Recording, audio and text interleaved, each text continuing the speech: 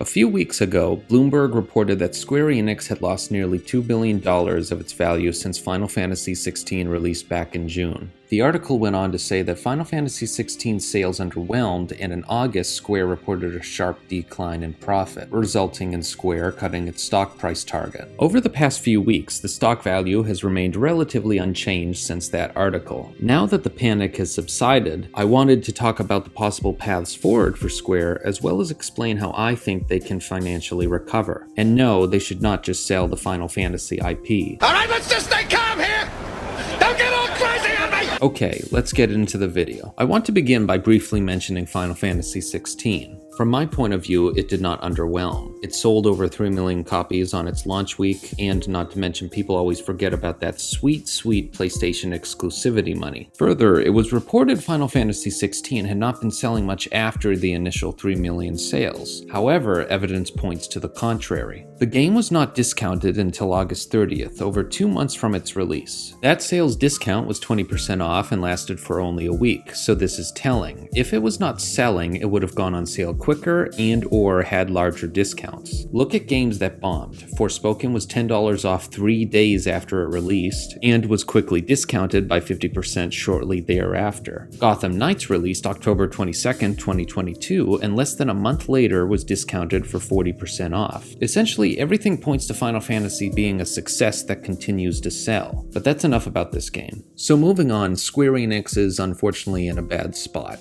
I wouldn't say as bad as many articles have made it out to be, but still pretty bad. In its gaming division, Forspoken likely cost them hundreds of millions in losses. Mobile games such as Final Fantasy VII The First Soldier were shuttered this year because quite literally no one was playing them. The company is likely still hurting from Avengers and Guardians of the Galaxy flopping, and boy oh boy, those NFT and crypto investments likely lost them millions and millions of dollars. Now I'm sure that's not everything. Look, Babylon's Fall! But there's a reason a new president was just brought in months ago. One who is hopefully a lot smarter than the previous one. That new president has stated that he wants to shift away from smaller games and invest in bigger ones like Final Fantasy. This is not necessarily a bad thing, but it is of course a gamble. For all intents and purposes, Forspoken was a big budget AAA game that cost them so much money. The quality needs to be there too. However, at this point it's all speculation for what will come of this idea in the future. But the CEO did grow up playing Final Fantasy, so he does seem to have the passion needed to bring his company to the promised land. But I do want to discuss the possibility of Square not recovering.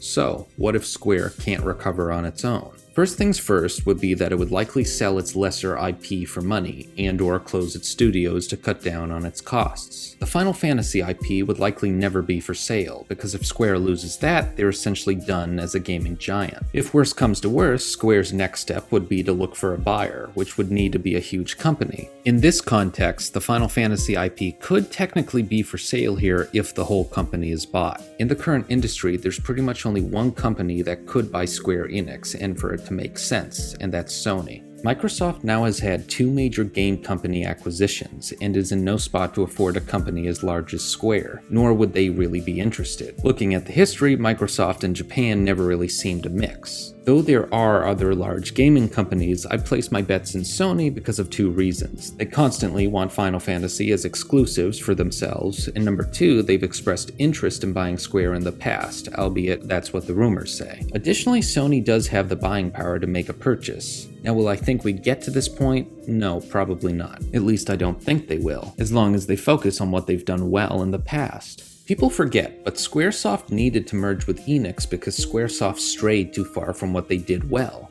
Yes, there were many different external pressures and reasons why there needed to be a merger, but there's one particular reason people always seem to forget. Final Fantasy: The Spirits Within would have destroyed that company if not for Final Fantasy X releasing. They strayed from games and then needed to merge with another company. Here, with cryptocurrency and NFTs, Square has essentially repeated history. Throw in a new big budget IP that went nowhere and a few other failed games, and Square's in a horrible position yet again. But just like history, the company has been saved again and again because of Final Fantasy. Final Fantasy X saved them in 2001. When Marvel's Avengers bombed in 2020, Final Fantasy VII Remake, releasing in the same year, essentially kept the company from getting into deep financial trouble. Final Fantasy XVI likely just did the same thing for the company now, but we cannot forget that over all these years, Final Fantasy XIV has also been chugging along, bringing in loads of money for the company. With this context, Square's path forward is pretty simple. All they need to do is look at a fellow Japanese company,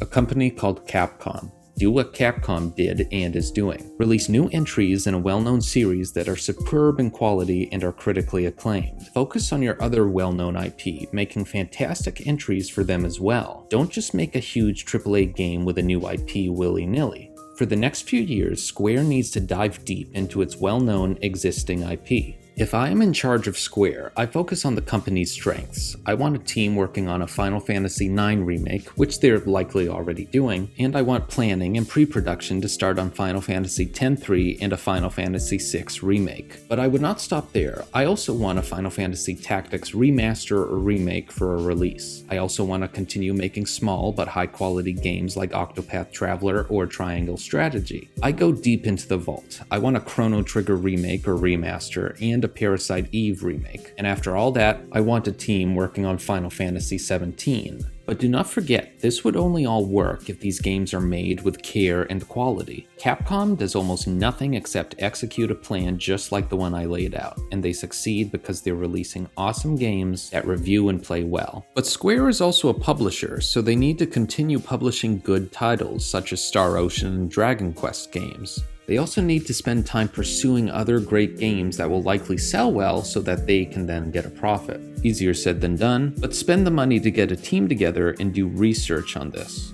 Then of course we can't forget about Xbox. They need to take advantage of Xbox more if it makes financial sense, and it seems they're already stepping in that direction. And if the game sells decently enough on Xbox, any profit is good profit. Lastly, I'll say this, Square Enix has time to recover. Rebirth is releasing early 2024, and Final Fantasy IX Remake is somewhere in the ether. Both those games are guaranteed to do pretty well, and if they're quality games, then the sales will reflect that. What this does is give them time. Time to plan and come up with a good strategy, and time to start production on meaningful games. Ultimately, Square needs to adjust investor expectations and control expectations regarding sales of games. Gone are the days of a Final Fantasy game selling 5 to 10 million at launch. Square needs to invest in their widely acclaimed IP. They need to publish good games, but most importantly, they need to make great, fun games that have something meaningful to say. Thank you everyone for watching, and I'll see you all in the next video.